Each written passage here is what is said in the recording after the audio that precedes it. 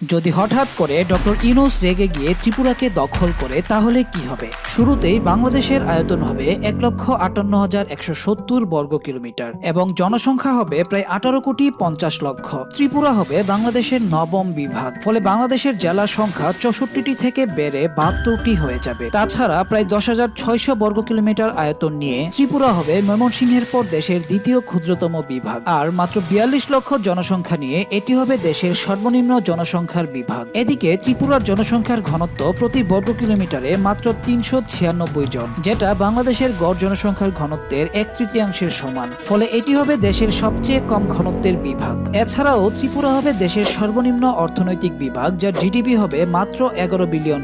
ফলে মাথাপিছু $২৬৪২ জিডিপি নিয়ে এটি হবে বাংলাদেশের ষষ্ঠ ধনী বিভাগ, যার অবস্থান হবে খুলনার পরে এবং ময়মনসিংহের ঠিক আগে। ত্রিপুরার ৮৩% জনগণ হিন্দু ধর্মের অনুসারী।